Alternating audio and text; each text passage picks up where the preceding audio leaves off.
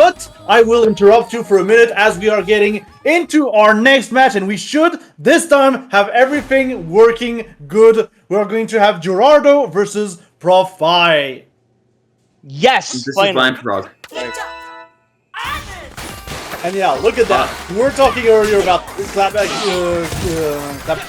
Cobra. This is Guardian Ninjara. This is a little bit different, but you're still going to have some similar topics here with that Guardian, which is going to slowly creep up until the Ninjara is just sending it to the opponent on a whim.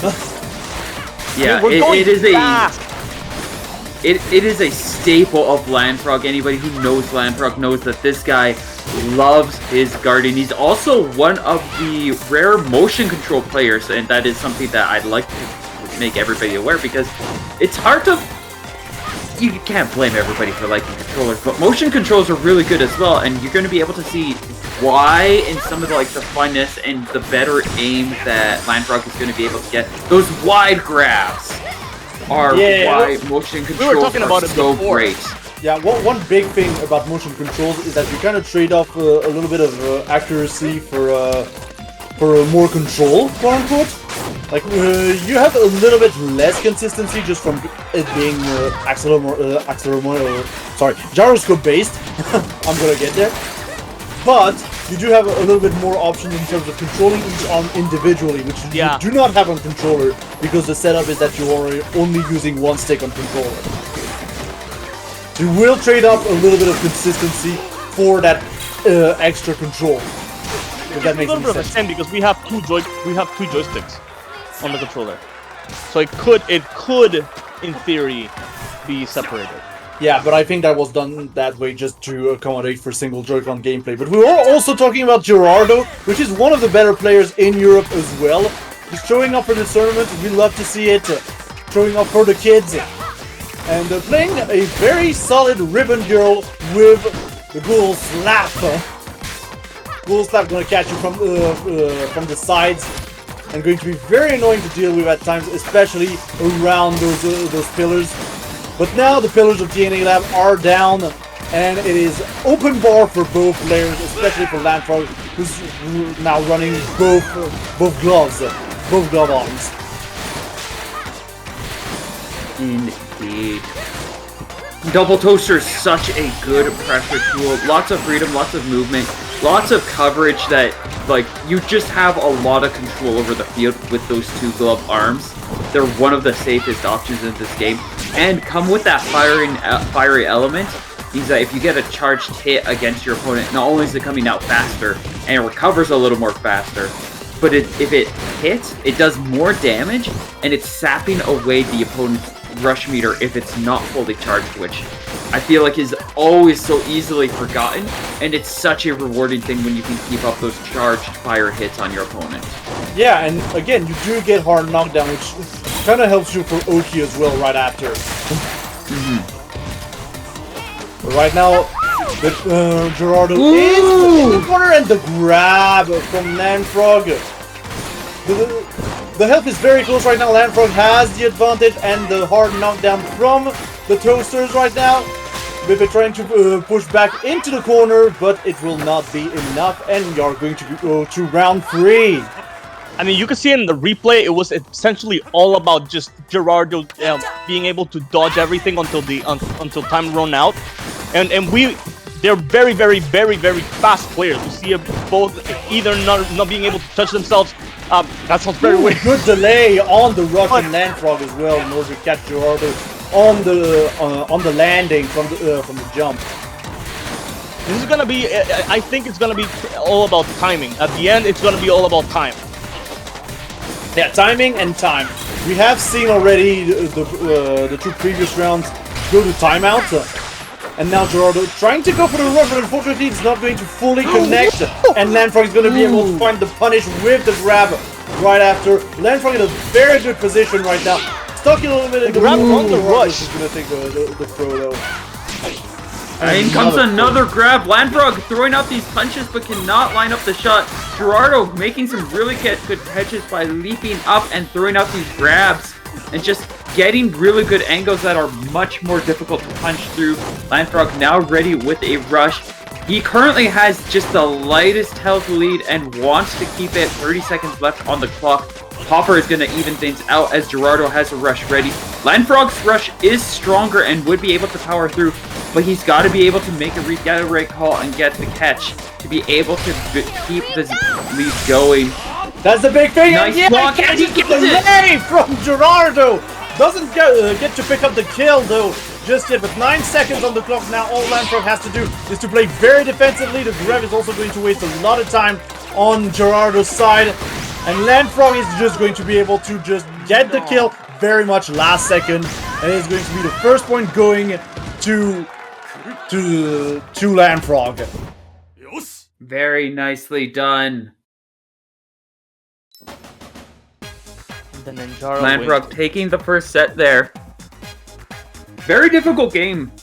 Giurardo getting some incredibly good pressure there. Ribbon Girl's very fast, especially with like Popper and Slapamander.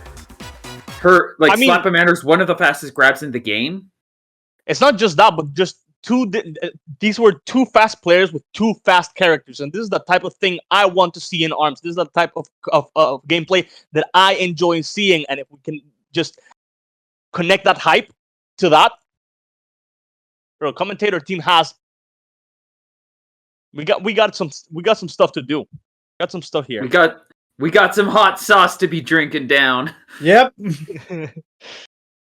Also helps as well that we're technically already in top 16 as well. So we're already going to see matches going a little bit less one way, if you know what I mean.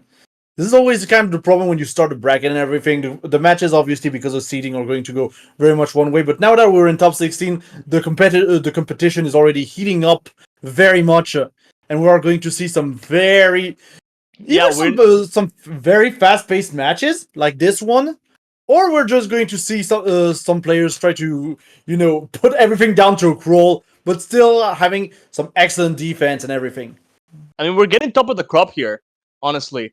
And last rounds, they were all about essentially time. So I wonder how many of these are just going to be fast things rather than just actually connecting arms to the end. And it's just about resistance and holding out. That's the big thing, yeah. Their gameplay was way more focused on movement rather than just actually punching. Like, taking really very much the movement approach in those games and going to time. But now we are going to go into game 2 and Giurardo pulling out the Tribals, which is a very good poking tool to have. Just afflicts the stun status to the opponent. And you can get some cheeky follow-ups from it as well. But I think that Giurardo has it just for the poking abilities that it does. Yeah, it is working out phenomenally. Yeah, so far with the double toaster and just being able to again, LandFrog is a person that has more the motion control, so he has a lot more individual mobility with them, and just usually you want to be able to have different arms, but just being able to just have the same type of arm dealing damage in different areas and just searing it in one location, like the snake that Kid Cobra would be.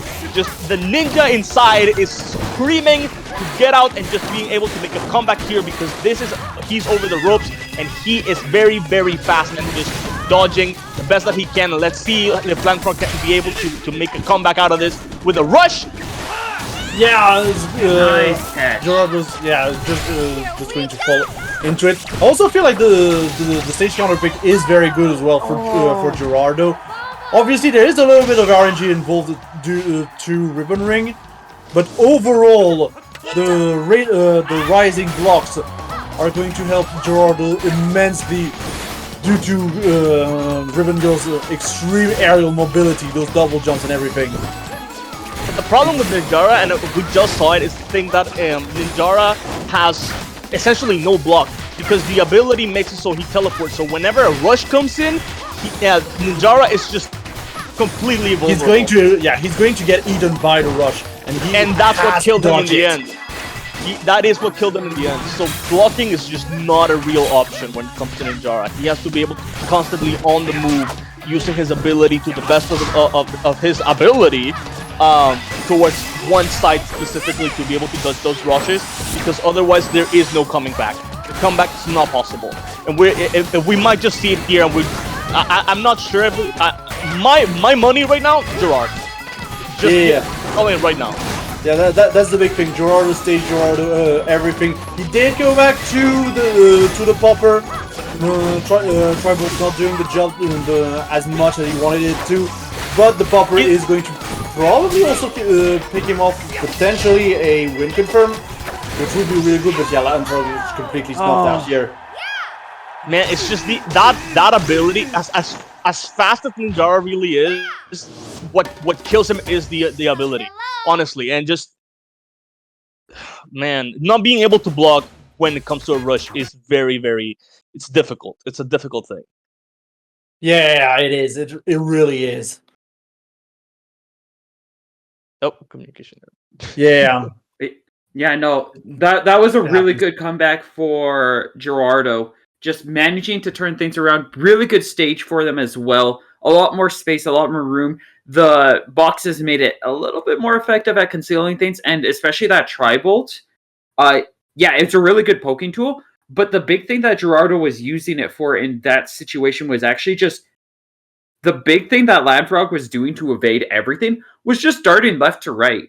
Popper is really good at catching those left to right movements, but Tri-Bolt's even better. And when it's charged, it is a single massive projectile that is beaming down towards the target. It goes in different directions, so even if LandFrog was able to use his ability to dodge the poppers, he would not be able, no matter where he goes, it's likely that the Tri-Bolt is going to hit. So that's a thing with that. That's actually Ninjara's teleport reacts to things on shield hit. So it doesn't matter if it's the only way for that to be a true counter to a, like, if you're talking about rush, yes. If you're talking about single hits, you would have to have a second hit that reads where Ninjara's teleport is going to happen, and you would have to catch that as he's setting up. Tri-Bolt is more likely to hit. Tri-Bolt wouldn't hit regardless if it's hit on shield, because he's going to safely teleport regardless. But if it's the dashes, then absolutely, because that's what LandFrog is leaning into. He's barely even leaning into the shields. It's like what we saw in that game 1 in Ribbon Ring. And what we'll probably see here as Giurardo's pushing. Yeah, we're going back to DNA. Yeah, no, it's that long reaching, that spread out as LandFrog's kind of darting left and right, and it's just, he's not jumping very much. He's playing very much like me. He's playing grounded. Like, he's playing grounded. The jump button is not an behind option DNAs. because of how risky of an option it is to jump in a lot of situations. That's it. That means that you can run out of resources, and if you run out of resources, you're a sitting duck. But that just means that the Tri-Bolt is even more effective against him. That's the big thing. Like, the Tri-Bolt is going to cover so much of LandFrog's grounded movement. Giurardo is kind of trying to force him to jump, honestly, with that thing. That is the big thing here. And a very good block as well from Giurardo. Now, but LandFrog really benefiting, honestly, from a cleared up DNA lab and starting to get some headway onto Giurardo here. No, but he's using the helixes as ways to block, because he needs as much defense as he can. He does. He really does. And he oh!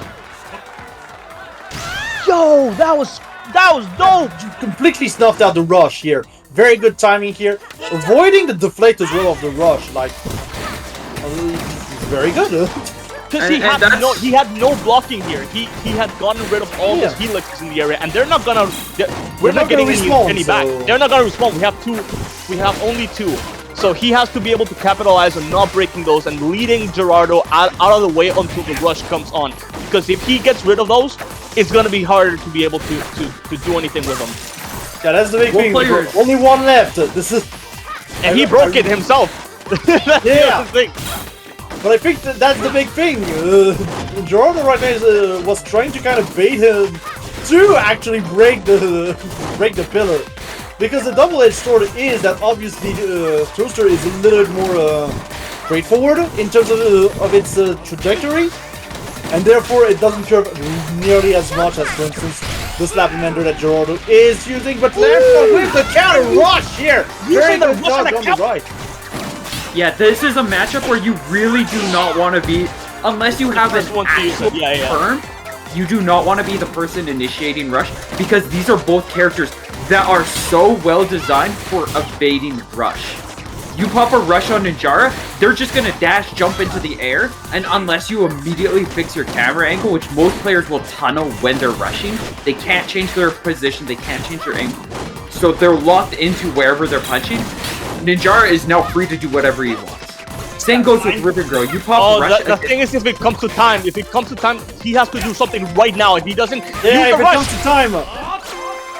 And the pillar strategy is coming against him at the very last second, snuffing out that the wasn't rush. even the pillar. That was Ribbon Girl just jumping cleanly Ribbon Girl over it. dodged, and then immediately the pillar is starting to break, and he lost the rush. Like, everything went wrong in this interaction for LandFrog. Not only did he lose the rush, but now Giurardo still has one that he can use at any moment, and LandFrog has no way to counter, and he only has a single DNA in order to block that. Yeah, his ability is not gonna do anything. That's the big thing. The pillar is one hit right now. Damn, no. And the stun from Giurardo. We were waiting for it. There it is. Just use the stun into the rush. Massive damage here. LandFrog on half HP needs to make something happen right now. And the rushes are not aligned, so it comes down to if LandFrog thinks it's worth using right now or saving for later. That's the big thing. LandFrog needs to find an opportunity here, potentially. We still have a lot of time, though, on that timer. Finding the hard knockdown here is going to be huge. Keeping Giurardo in the corner. A lot of pressure here. The grab in order to just mix up the approach. And now we're almost back to even, all of a sudden. I mean, no, because the more he hits him, the more he gets. Not only the more that the HP goes down, but the more that the rush is going to be a thing. So he's using it now. But Giurardo manages to avoid it and snuff it out. Why? I think he was trying to like bait a committal punch or something, but it did not work out in LandFrog's favor. And Giurardo now is very well placed. Does not have rush. It is going to be over. And yeah. Oh, it's not even time. Yeah, it's not even time. To be fair, there wasn't really much that could have been done in like 5 seconds. I'm not gonna lie. LandFrog did the best that he could.